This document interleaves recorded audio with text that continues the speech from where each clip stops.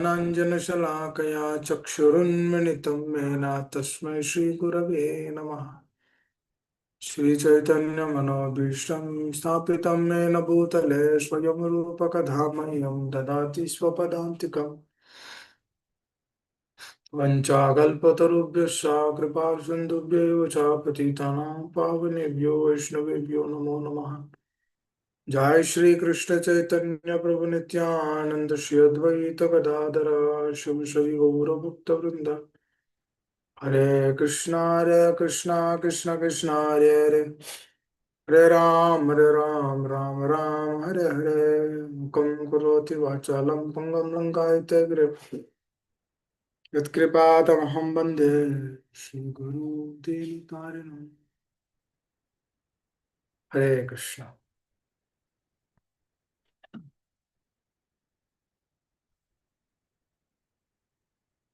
We're continuing to discuss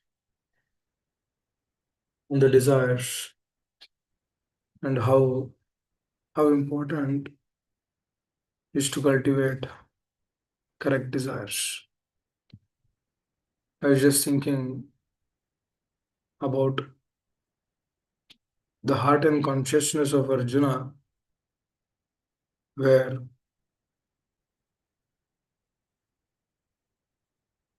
he also has a desire.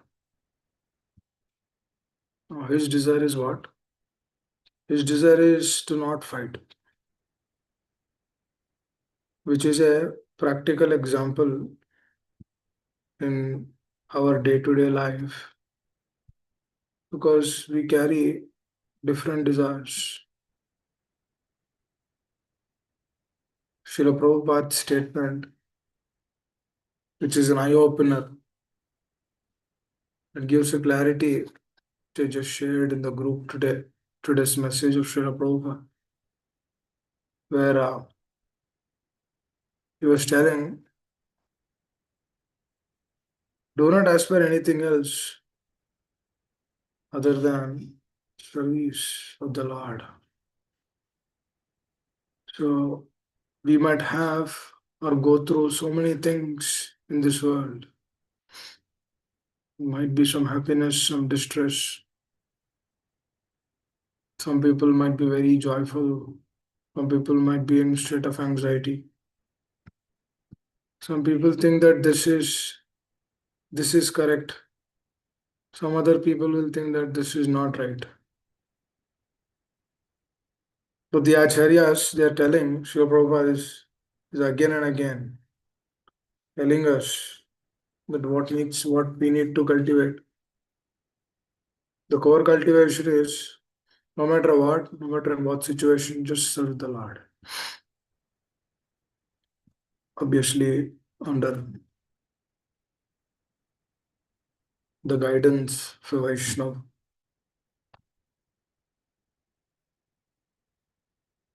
So here, when we see Arjuna, he didn't want to fight. Now, if somebody else is kept in the place of Arjuna, he might be able to fight. He might be able to see that if I fight, then I'll get this kingdom. That is someone else consciousness. Now, we need to understand one important aspect here. When Lord gives us something, there's a reason behind it. For example, Mataji has a baby boy. She might be looking for a baby girl. They try another time. They had another baby boy. They might be kind of lamenting because they're expecting a girl this time or a boy this time. but they happen to have something else. How many times you have experienced this in your life that you finished your exams, you wrote everything, you're expecting 80%, but you got 70%. We see through that. Every person in his life will go through these things for sure. When you see the difference in small terms, then it's a clear indication that even in the bigger terms also you might see the difference. Just like in olden days, if they're cooking rice, they used to check one grain. The one grain is cooked, they understand, the rice is cooked, and then they would switch it off. So when we actually see these things in our life, that you have an expectation, but those expectations are not met. And Srila Prabhupada gives an example on this. As a rich man, he lived for about 60 years. And in that personality, he wanted to live 2 more years. He goes to the doctors and then he pleads them, please, please, extend me 2 more years. They say that you cannot live for 2 more years because your body is completely out of control. You cannot live. Person, he said, I will give him half of my property if you can save me. The doctors are telling, no, it's not possible. Even if you give full property, we cannot save you. Which is also a fact. He was not saved. That's what Srila Prabhupada said. If the time is up, then that's it. No one can save a person, even though the technology might be advanced so much. We have so much advancement in technology, but still, if the time is up, time is up. Nobody can save or protect him. See, if a person's time is up, then none of the person, no one in this world can save. For example, if a person is saved, you need to understand the person's time is not yet up. For example, if a person is supposed to live 65 years, he had a cancer at 50, and he goes to the hospital, and they did cell therapy. After cell therapy, cancer cells are removed, CAR cells, carcinogens. What does that do? That would go and then kill the cancer cells. It will not affect the other cells.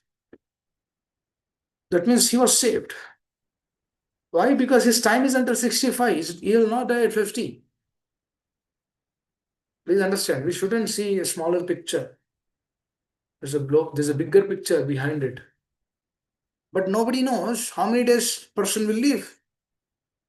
That thing is not in anyone's hand. Nobody's control it is in. So I'm giving an example. That's how it works actually. Because the moment you are born, our death date is already written. For example, if a person goes almost at the end of his life to the doctor, we cannot save him. But if a person goes before, obviously, doctor will have medicine and then the medicine will cure him because his time is still there. That's all is happening here. I always ask this question. This technology has advanced so much. Can the technology stop old age? I ask these questions to myself. Technology cannot stop old age. The technology cannot stop to be diseased. The technology cannot stop death. Even birth cannot be stopped. some people say that, oh, we took birth control pills, but still we had children. Even that is okay. That also cannot be stopped. That means what then? What is in our control? There is nothing in our control actually. We came here. We've been given these bodies. We use these bodies for some time, and then we come out of this body, and then we take another thing again, do another business. In that meantime, we think that I'm a doctor, I'm an engineer, I'm a scientist, this, that, so many other things. Through that, we cultivate so many desires. Let me do this, let me do that, let me aspire for this, let me aspire for that. Through that aspiration, we unnecessarily we spoil our health. We unnecessarily spoil our health. Through which what is happening? Your health is spoiled, you're in a state of anxiety. Who told you to become this?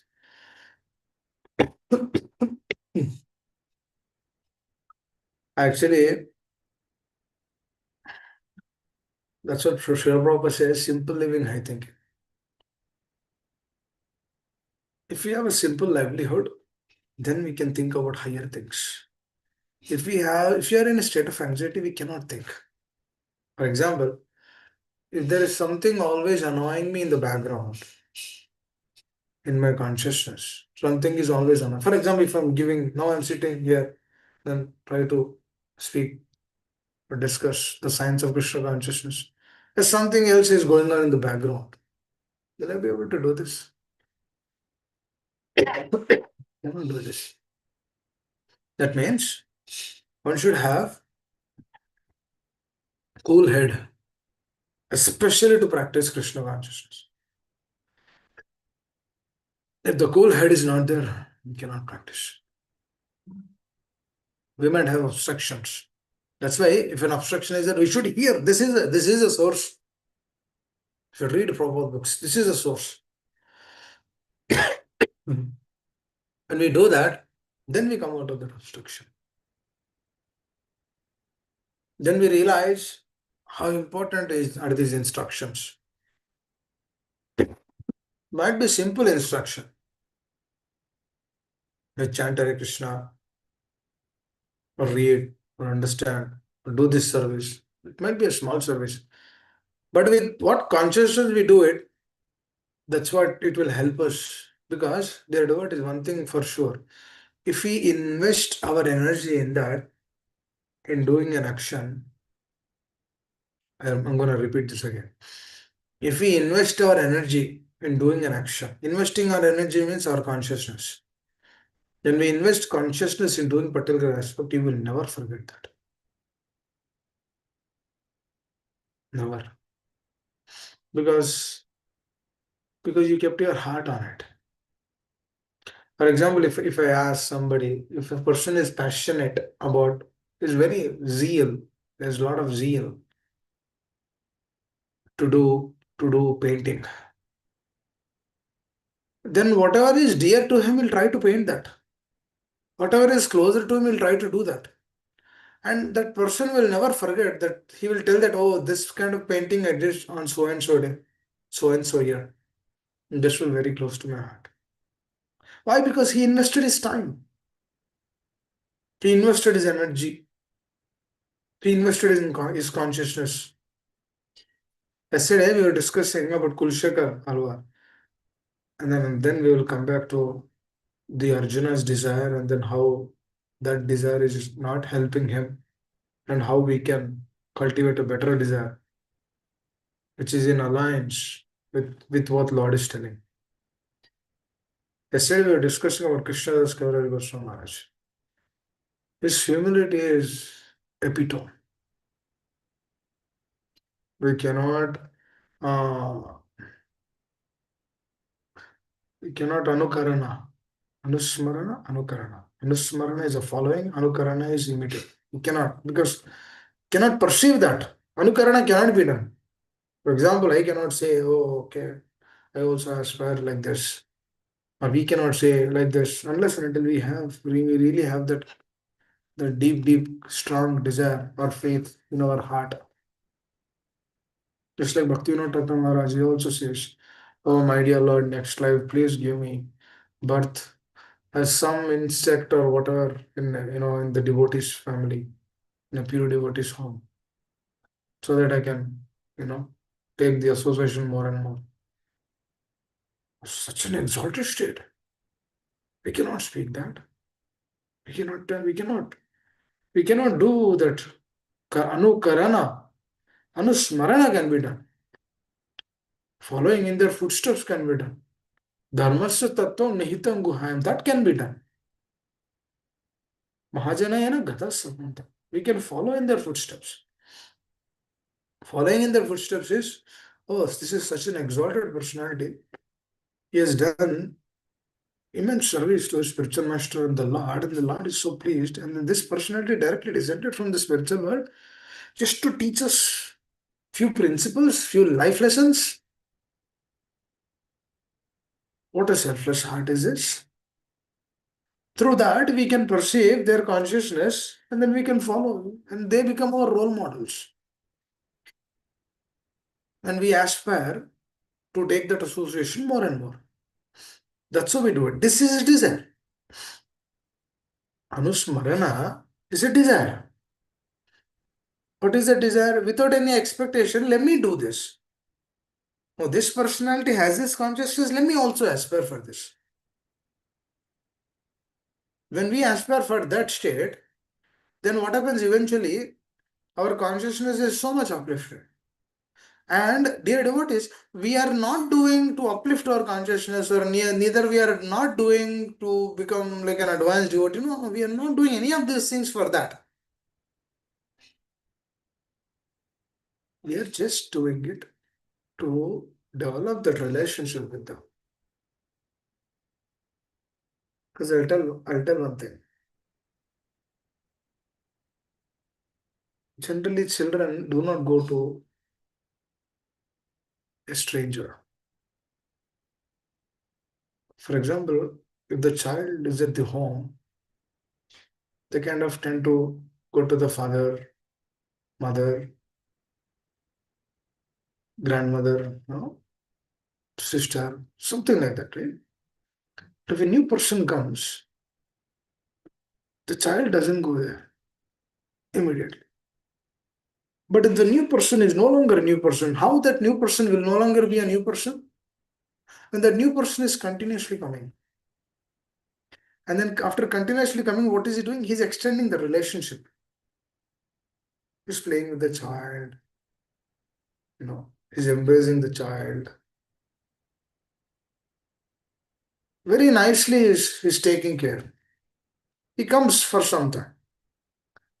If that new person does it like this for a month, then the child responding to the new person will not be the same way when the child responded to that new person when he came for the first day. Now, when he came on the first day, the way the child was responding is totally different. But after a month or two, when the new person is no longer a new person, he became a family member now. When the child goes to that person, because child is no longer fearful with that person. Why? Because child now has developed a relationship with that person. Currently, our state is in a state of fearfulness. Our state is in a state of, should I accept it? Should I not accept it? Should I embrace this? Should I deeply take this or not take this? Currently, we are in that state. Why? Because our relationship with the process, with the acharyas is not yet established. But when that is established, how is that established? When we are continuously thinking about them only. Just like Krishna told Arjuna, that is the desire of Krishna. What is the desire of Krishna? Oh, Arjuna, Maya Sakta Manaparda Yam Junju Mada Asam Sayam Shamagraham Yatagna Shishitatshrun. Krishna is telling, oh Arjuna, cultivate asakti on me. Now, just like a child, just like a new person is coming, then he's telling the child, can you come to me? Can you come to me? Can you come to me? Is he telling or not? Why? Because the person wants to extend the relationship. Here Krishna is also telling Arjuna, Arjuna, come to me, come to me, come to me.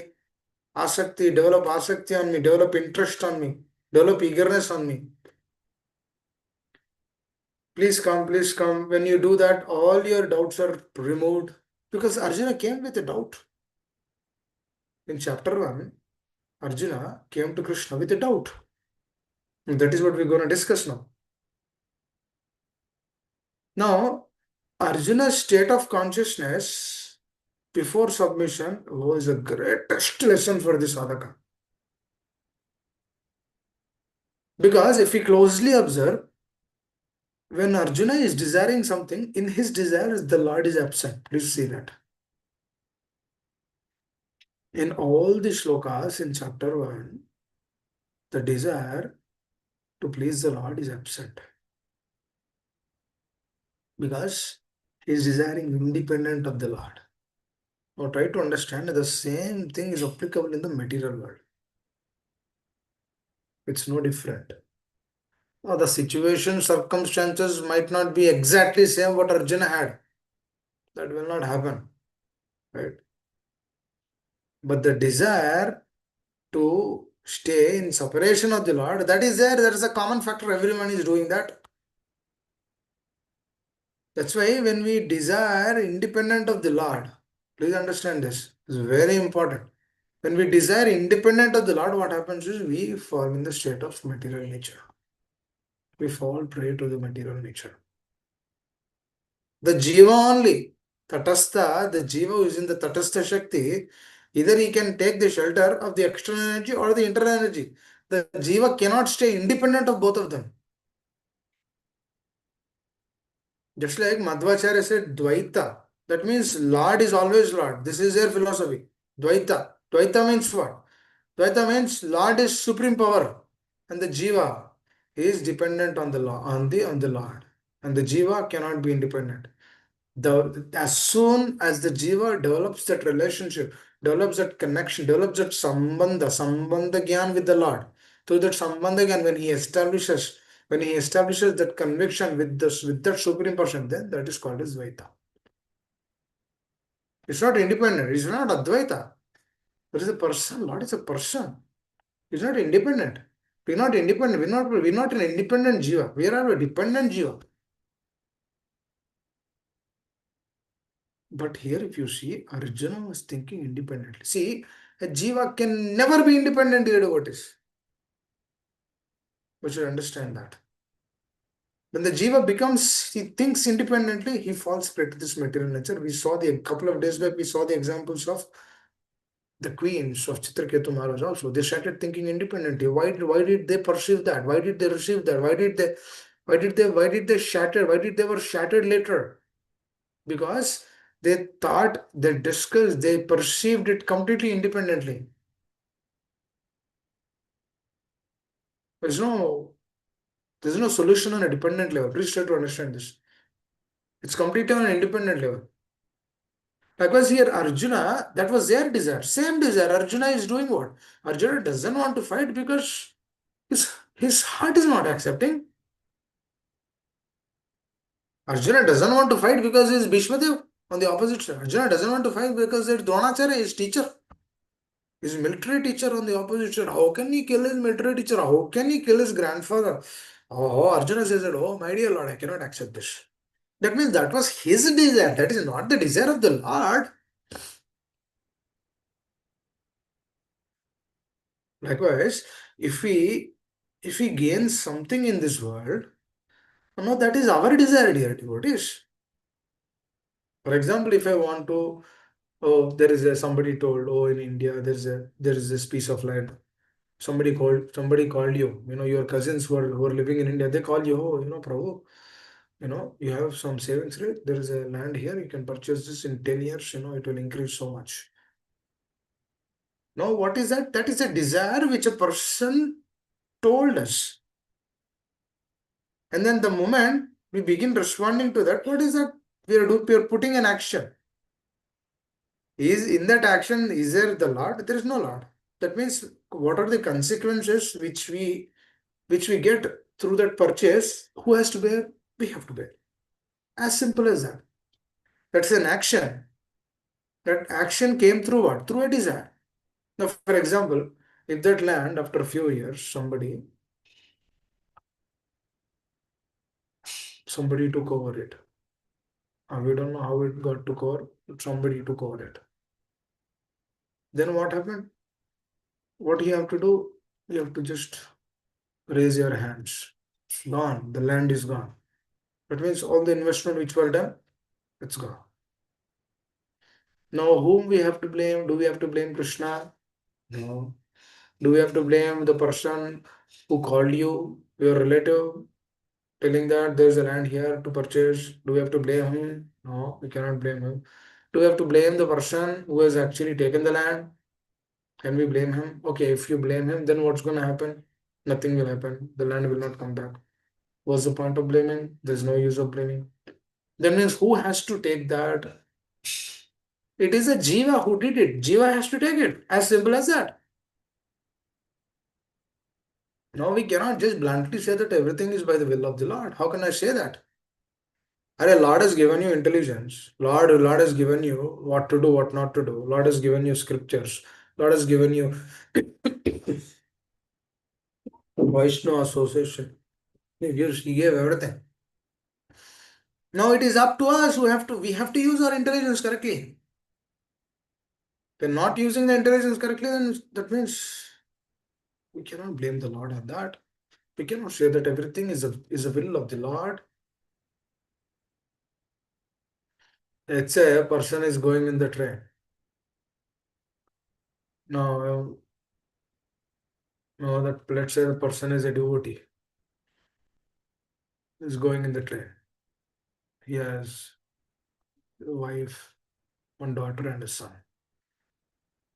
Now somebody is misbehaving with his daughter. Will he say everything is the will of the Lord? Or just leave that person, whatever he's doing? Or do you stop? We have to stop.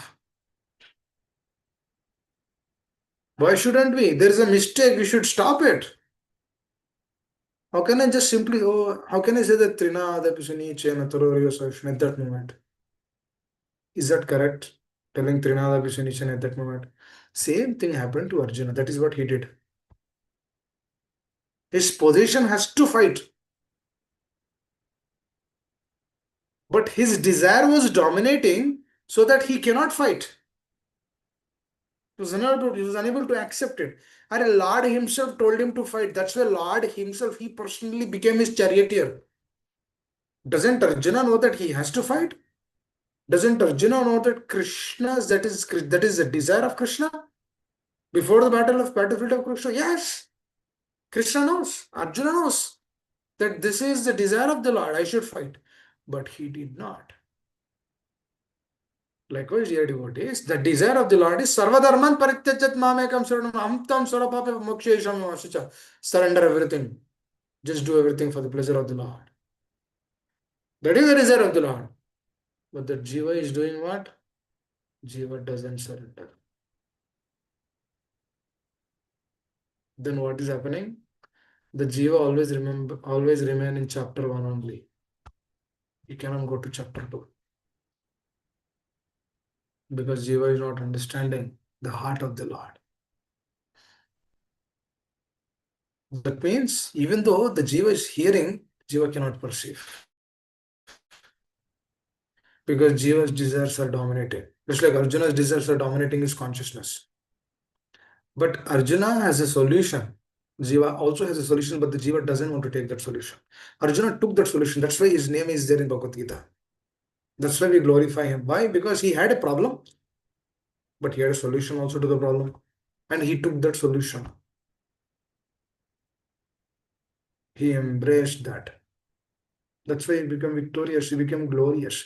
And he did not embrace it so that he will become victorious. No, no, no, no, no. He was just doing it to please the Lord. Please understand this. He was in alliance with the desire of the Lord. His desire is independent of the Lord initially. Likewise, we, the Jiva, the conditioned souls in this world, what happened to us? We desired independent of the Lord. We desired to enjoy independent of the Lord. Please understand. That's what our natural identity in the spiritual world. We are all there in the spiritual world. But we desired. We jivas. We desired, oh my dear Lord, I don't want you. Let me go there. Let me stay independently. And then that's how we slowly progressed. That's how we came into this material world because that is our desire, because we want to enjoy. You see the pig in the streets in America, you don't see. In India, we see. In India, also in cities, we don't see. No, we are not in a city. We're in a very small town because there's not much traffic, not much pollution. Very small town. Now, in this small town, it's very beautiful. Now we see so many living entities here. We don't see in the cities. Now the pig doesn't, nobody has to tell, oh pig, now you have to eat, now you have to sleep, now you have to mate, now you have to defend. Nobody has to tell. And it does it natural, it just do it. It doesn't think when, whether this is the right time or wrong time. No, no, no. If it either soche, if the thought comes in the mind, it will just do it. Eating, sleeping, whatever it's supposed to do. That's why it is called as pig. No, there is no consciousness. There is that over there also there is desire. Doesn't she have a desire? She also has desire. What kind of desire is that? Is that not independent of the Lord? It is independent of the Lord. This entire material world is independent of the Lord. That is why this is called as Karagar, shackle. The three modes of the modes of material nature. They bound us in this world. Karagar. Through what? Through desires only. Because the mind will always tell, if you do this desire is beneficial for you, if you do that desire it is beneficial for you, if you cultivate more money then it is good for you, if you do that it is good for you. See that your child is trained up in this way, that's good for him. Okay, what are we trying to add is, we're trying to do, there is a, you all know this, right? There's a NutriBullet. What it does, you put some fruits, you spin it, then it will mix very nicely and then you'll get a juice. And then you offer it to the Lord, Jagannathji, then you honor it, it becomes then prasad, right? So here what is happening, dear devotees, is now one fruit, material desire. Another fruit, spiritual desire. What happens? Mixed. After that, what happened? An output came. It's a combination of both material and spiritual desires. And then we accept that. What am I trying to tell is, Arjuna also had similar desires. Now, a thought which is independent of the Lord, that's an indication of a material desire. Please understand this. A thought which is independent of the Lord, that is a material desire. A thought which is congenial to the words of the acharyas, that is spiritual desire. Period. Words of the acharyas means acharyas' words are the words of the Lord only. No, there's no difference. That is spiritual. So when the jiva has a choice. Now the jiva can either take shelter of the material desire, or the jiva can either take shelter of the spiritual desire. Please understand that. Now that Lord, the same Lord, even though the Lord is sitting right next to Arjuna, after telling the whole picture, whole substance of Gita, Krishna told a beautiful word. No, this is what pleasing us, pleasing the devotees so much. Why? Because he gives respect to the independence of the jiva. Please understand. Even though the jiva is independent of him, still he gives respect to that independence. What a magnanimity is that? The Supreme Lord, what is he doing? He even respects the independence with which Jiva wants to enjoy in separation of him is respecting that also. Now that we can see when the Lord conveys this to Arjuna at the end of Gita. So beautiful. He says, Arjuna, now I told you the entire thing, it's up to you. Beautiful. This is called as touching the heart. The Lord touches the heart through His words.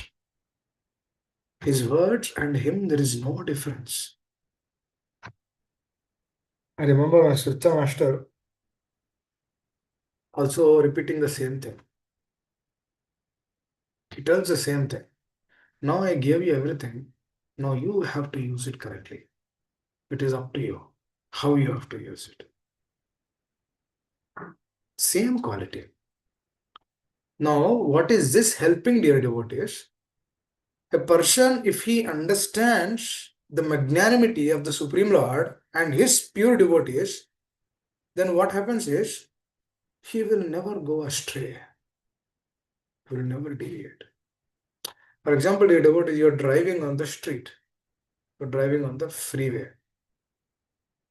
The freeway says mark says 75 because it is a very straight road. That's why this is 75 or 70. If it is a curvy, then they say 65. If it is straight, they say 70. Right? You're just going. While you're going, do you kind of see just the mountains? Oh, it's a beautiful mountain. Do we see there or do we see the steering?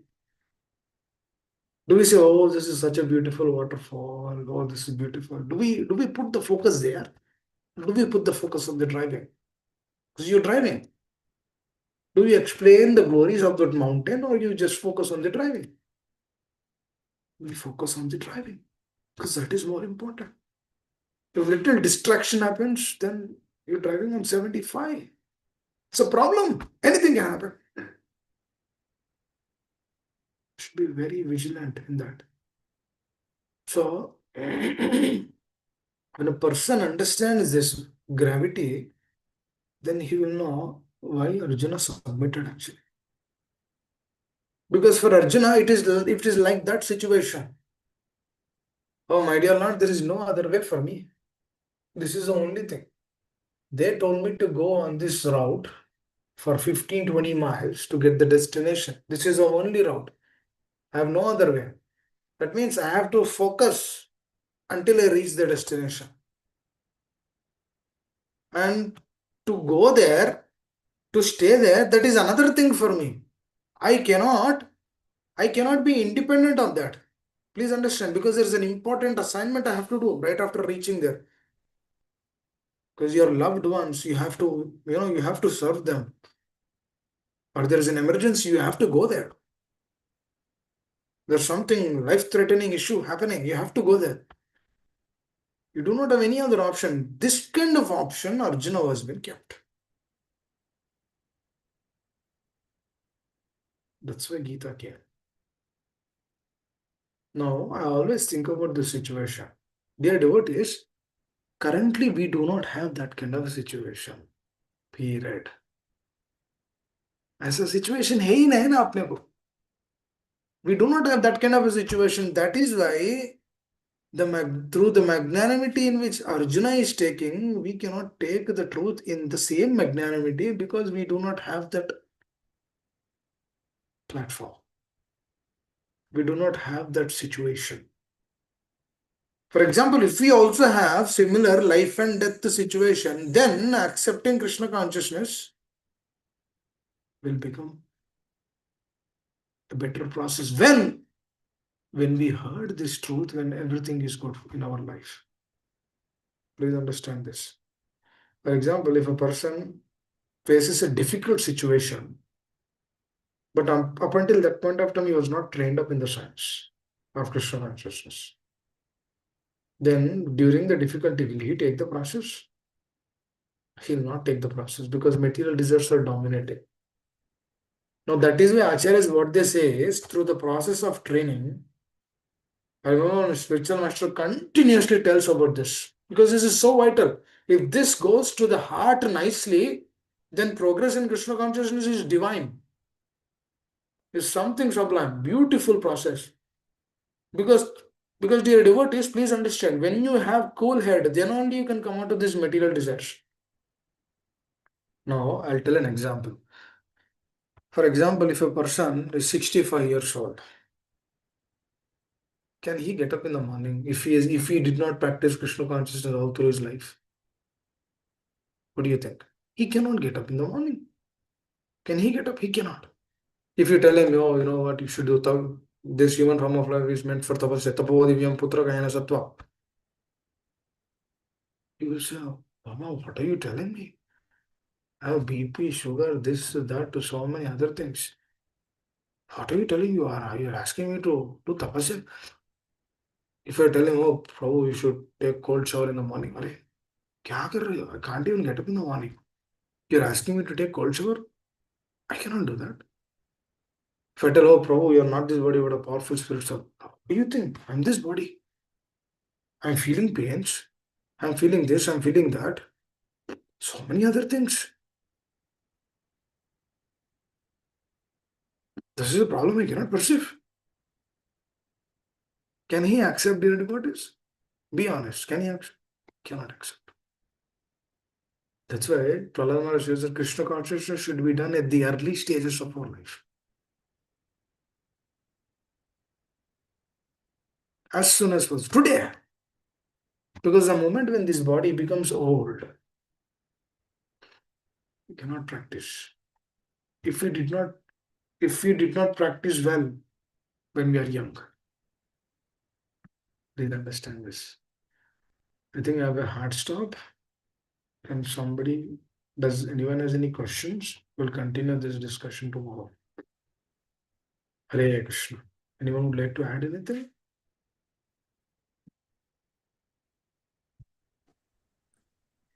Hare Krishna, Prabhuji, please accept my humble obeisances.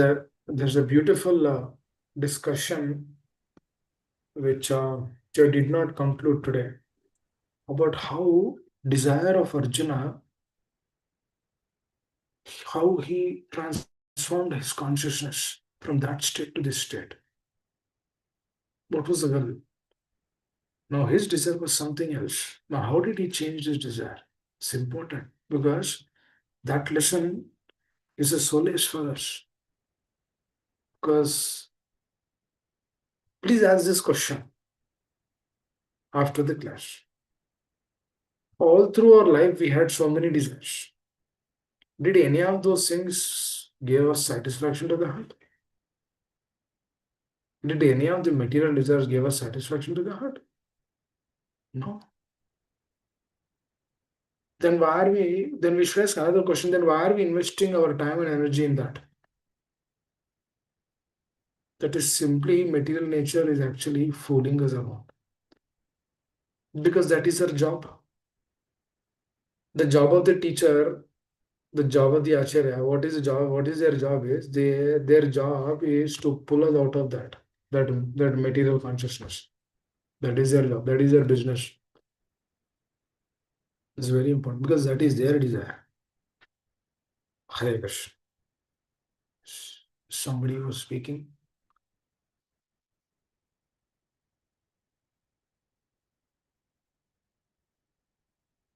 Someone was speaking. Hare Krishna.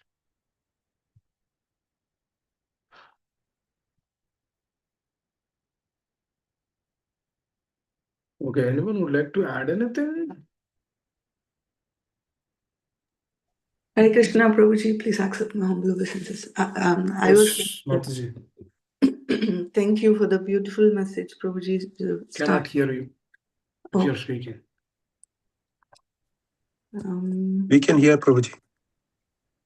Oh, sorry. Please speak. No, Please speak. I can please. hear now. I can hear now. I was on Yeah. mute. So that Yeah, was my. no problem, Prabhuji. I'll speak a little bit louder as well. Yeah, thank you for the beautiful message, Prabhuji. You started with the desires on what desires, whether it's materialistic and or spiritual, whether Krishna is in the center in each of the desire, even in the thought, not just the action, but in the thought as well. And then you beautifully explained that Krishna will accept, so he's so merciful that he would accept both to what we desire. But unfortunately, the jiva, if something material is fulfilled, then I would feel like, okay, Krishna desires me to have this fulfilled. Is Krishna's desire, so why not I accept it, kind of. So that difference at that point, sometimes, sometimes though we desire to have our loved ones and so forth, but bhakti is for ourselves first. I think that we need to be strong before we expect from our dependents. So yeah, thank you, Prabhuji. No, I'm not. I'm just sharing my realization on how merciful the Lord is, sanctioning both any desire that the jiva asks for. It's the jiva. I should realize that mercifulness, and then move towards the Lord more and more by hearing. Let's start. Thank you, Prabhuji. Thank you. All the animals were given free will so much to do whatever they desire. Is it not love? That's out of love only. Because the jiva has unlimited desires, and to fulfill that, it is giving them unlimited bodies. Now, through those bodies, they want, they relish, they cherish whatever state they are kept. They are happily accepting. There's the love of the Lord. But on the other side, the Lord is in so much pain. Now, when will he understand, or when will he come to me? When will he completely transform his consciousness? When will he change himself? When will he change his consciousness? How many lifetimes he will do like this? On one side he will give love, but on the other side he's feeling pain. Lord also has dualities, dear devotees, out of love. The duality is for his beloved, for his dependents. Because on one side he's feeling happiness, on the other side he's feeling sad. The Lord has that also. Now that is transcendental dualism, which is there in his consciousness. Just like a pure devotee, just like in the life of Srila Prabhupada. One side is joyful that this Krishna consciousness movement is spreading, but on the other side is concern because the devotees are not taking it core to the heart. Both things are there. One side is joyful, other side is concern. So that's the nature. So they're always in that state. So we as a jiva, we should never aspire for them in that state. We should never keep ourselves so that the Lord is kind of upset. Especially our acharyas are upset with us. We never keep ourselves in that state by committing a mistake or not practicing nicely or not coming to the plane of surrender or doing independently. These are all the parameters where the Lord and the acharyas do not be pleased. Because they also have desires. If their desires become our desires, then that is the essence of everything. But we'll discuss further about that. There's more on the desires. Hare Krishna. I think I'll stop here. There is hard stop for me here at this point of time. Thank you all very much. If I caused an inconvenience to any one of you, if any of my words caused an inconvenience, please excuse me. Hare Krishna. Thank you all very much. Thank you. I really appreciate, you join very sincerely every day. Try to hear the truth. You know, I really appreciate it. Thank you all very much. Srila Prabhupada Maharaj ki jai. Hare Cha- Krishna. Hare Yes. Krishna. Thank you. Hare Yeah. Krishna. Thank you so much, Prabhuji, for the wonderful message every day and how to purify our desires, and also drawing parallel from the first chapter. Very important. Thank you so much for that wonderful insight that all the reasons that Arjuna gave did not have Krishna in it. And so we can understand how our desires are either in Maya or